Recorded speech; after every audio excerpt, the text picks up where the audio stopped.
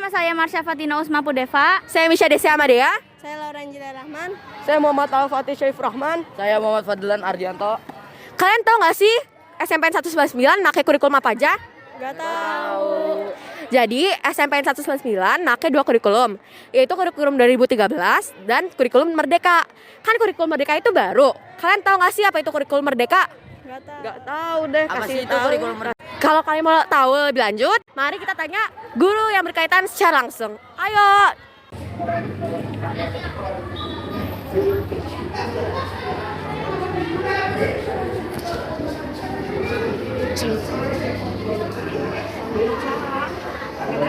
Minta waktunya sebentar. Assalamualaikum Bu, kalau boleh tahu nama Ibu siapa, bekerja di bidang mana, dan apakah Ibu ingin saya bertanya? Waalaikumsalam, boleh Ibu izinkan bertanya. Nama Ibu Devi Sylvia. Ya. Kebetulan di sekolah ini Ibu sebagai wakil kepala sekolah bidang kurikulum. Dan Ibu mengambil mata pelajaran bahasa Inggris, mengajar bahasa Inggris. Ya, ada yang bisa dibantu, Nak? Saya ingin bertanya apa saja kurikulum yang digunakan SMPN 199. Oke. Kurikulum yang dipakai oleh SMP 199 saat ini ada dua. Yang pertama kurikulum 2013 dan yang kedua kurikulum Merdeka. Itu. Saya ingin bertanya, Bu, apa itu kurikulum Merdeka dan apa itu kurikulum 2013? Baik. Kurikulum 2013 adalah kurikulum yang berlaku dalam satuan pendidikan menggantikan kurikulum 2006. Nah, sekarang ada kurikulum Merdeka. Kurikulum Merdeka hadir saat diresmikan oleh Kemdikbud pada tanggal 11 Februari 2022. Itu hadirnya tanggal segitu. Apa perbedaan kurikulum 2013 dengan kurikulum Merdeka? Oke, baik. Perbedaan kurikulum 2013 dan kurikulum Merdeka adalah pada saat kurikulum 2013 itu kita banyak materi di sana dan fokusnya itu saat di 2013 pada tatap muka. Jadi banyak materi, terus pada pembelajaran tatap muka hanya pada pelajaran intrakurikuler. Nah, sedangkan pada saat kurikulum Merdeka perbedaannya itu ada dua di sistem kurikulumnya. Jadi di kurikulum Merdeka ada yang namanya intrakurikuler, jadi pelajaran 10 mapel ditambah TIK, informatika. Nah, saat 2013 memang kita tidak ada pelajaran TIK.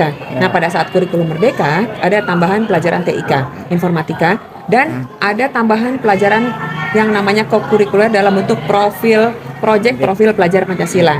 Nah, itu yang membedakan pada saat ini adalah di kurikulum Merdeka materi itu yang diambil yang lebih esensial, materi yang diambil yang lebih dipersempit, diperkecil. Nah, dan difokuskan semuanya sekarang pada peserta didik. Diharapkan peserta didik itu bisa mengembangkan karakter yang lebih baik. Nah, jadi di kurikulum Merdeka pengembangan karakter itu yang dituntut.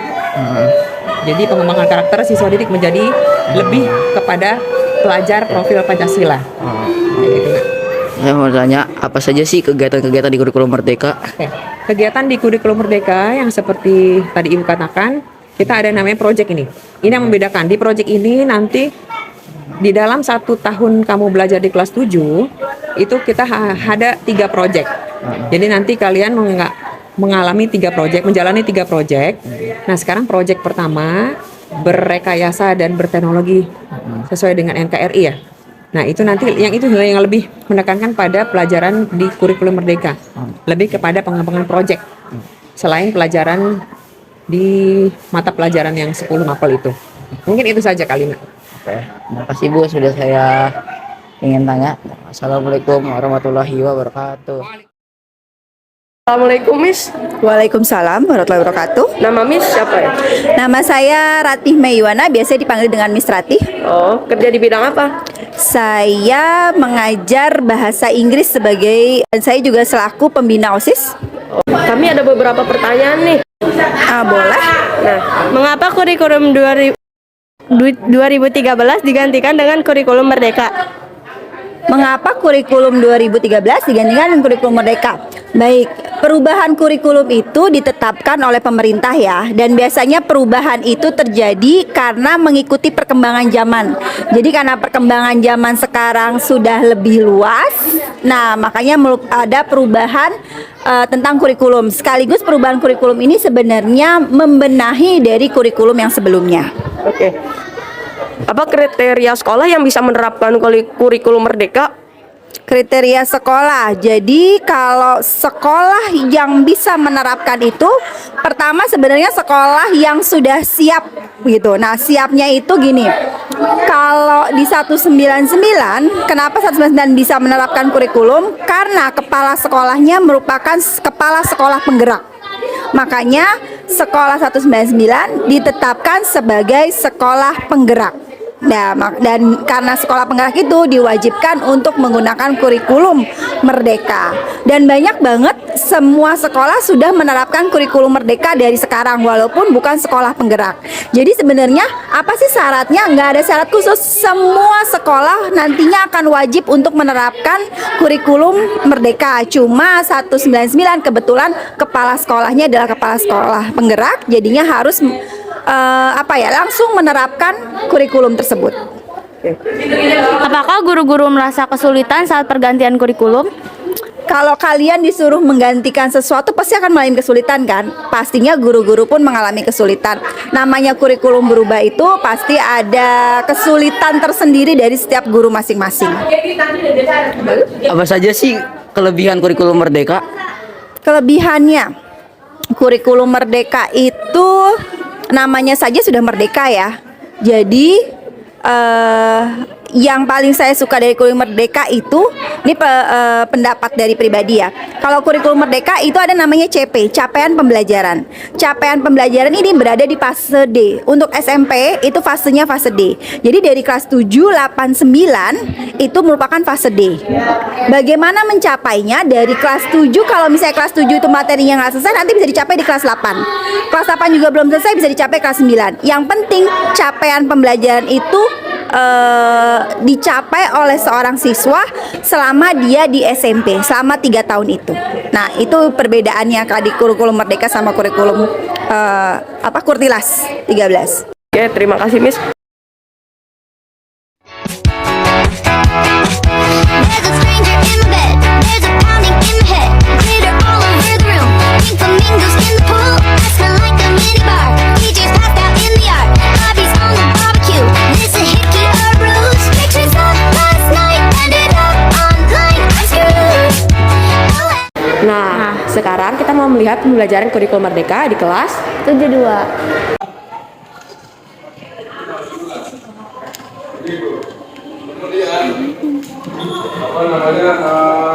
Yang berikutnya adalah susunannya, ya.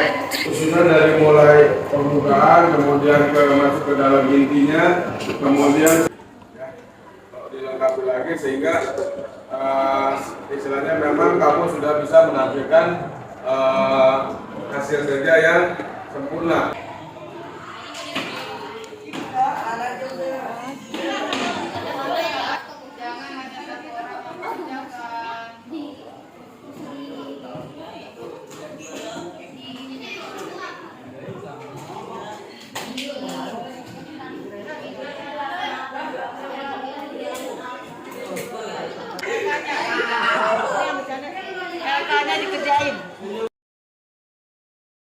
Syukur berapa kali? Satu. Syukur sudah? Itu bacanya gimana? Coba. Subhanallah. Alhamdulillah. Ta'inahu wa la yasu. Coba. 1, 2, 3.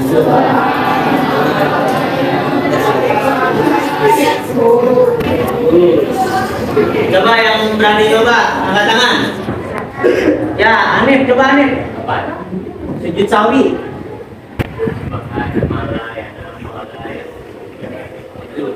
Dilaksanakan setelah tahiyat akhir.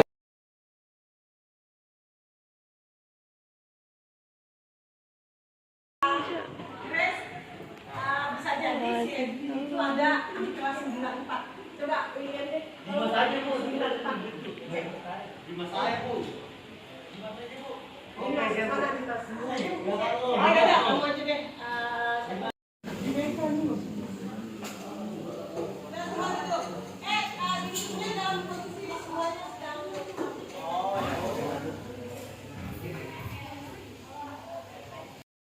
Kalau boleh tahu nggak nama kamu siapa, dari kelas berapa? Oke, boleh. Nama aku Junetri Ubarini dari kelas 72.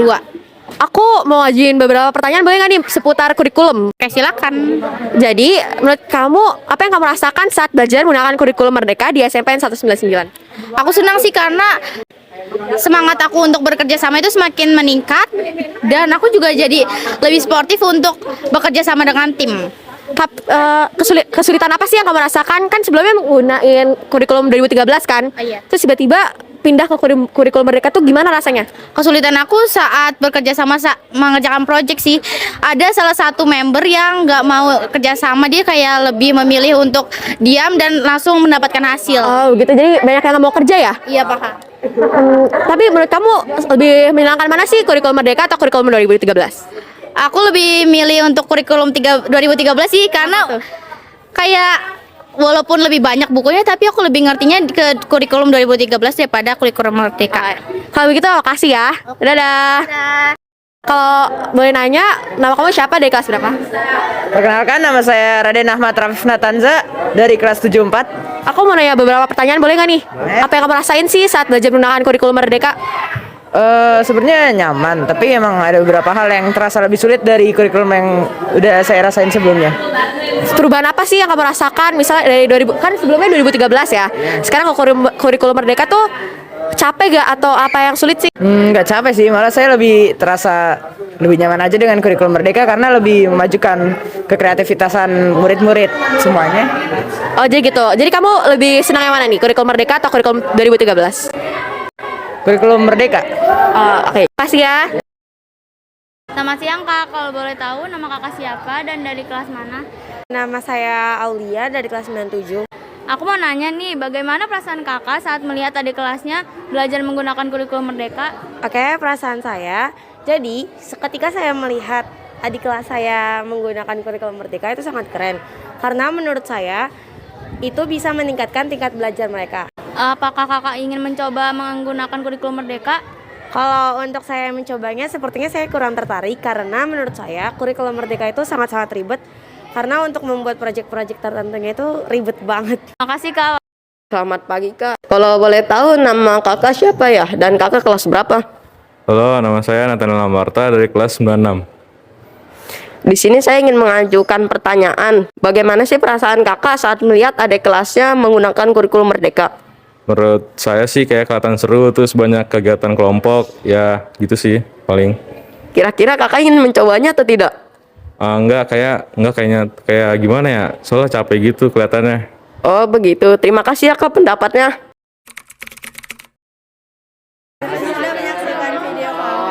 Assalamualaikum warahmatullahi wabarakatuh.